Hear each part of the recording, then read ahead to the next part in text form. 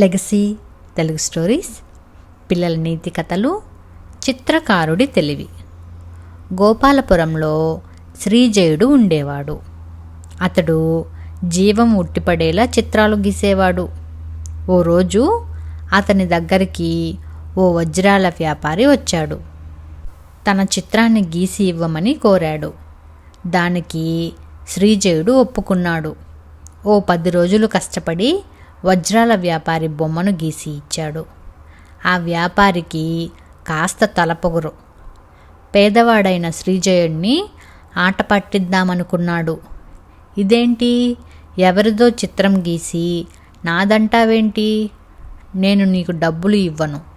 నువ్వు పేద కళాకారుడు కాబట్టి నీకు మరో అవకాశం ఇస్తాను అని చెప్పి వజ్రాల వ్యాపారి వెళ్ళిపోయాడు. అతడు ఇదంతా కావాలనే చేస్తున్నట్లు శ్రీజయుడికి అర్థమైంది. చుట్టుపక్కల వారు కూడా ఆ వ్యాపారి నైజమే అంతా అని అతడి గురించి శ్రీజయుడికి వివరించారు. వ్యాపారికి ఎలా అయినా బుద్ధి చెప్పాలనుకున్నాడు. 10 రోజుల తర్వాత వ్యాపారి తన చిత్రం కోసం వచ్చాడు. కానీ శ్రీజయుడు, మన్నించండి, మీ చిత్రం గీయడం సాధ్యం కాలేదు. ఈ మధ్యే మా స్నేహితుడొకడు మృతి చెందాడు. నేను ఆ బాధలోనే ఉన్నాను.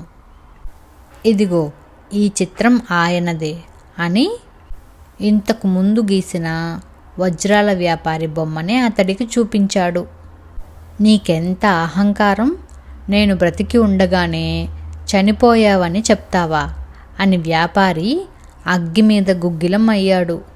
ఆ అరుపులకు చుట్టుపక్కల వాళ్ళంతా వచ్చేశారు. అదేంటండి, అది మీ చిత్రం కాదన్నారు కదా, మీకెందుకంత కోపం అన్నాడు శ్రీజయుడు. వజ్రాల వ్యాపారికి విషయం అర్థమైంది. తనకు శ్రీజయుడు గుణపాఠం చెబుతున్నాడని తెలుసుకున్నాడు. వెంటనే అతడికి ఇవ్వాల్సిన డబ్బులు ఇచ్చేసి మారు మాట్లాడకుండా తన చిత్రాన్ని తను తీసుకుని పోయాడు. గుమికూడిన జనం కూడా ముసిముసిగా నవ్వుకుంటూ అక్కడ నుంచి వెళ్ళిపోయారు. వజ్రాల వ్యాపారి ఇంకెప్పుడూ ఎవ్వరినీ ఆట పట్టించే సాహసం చేయలేదు.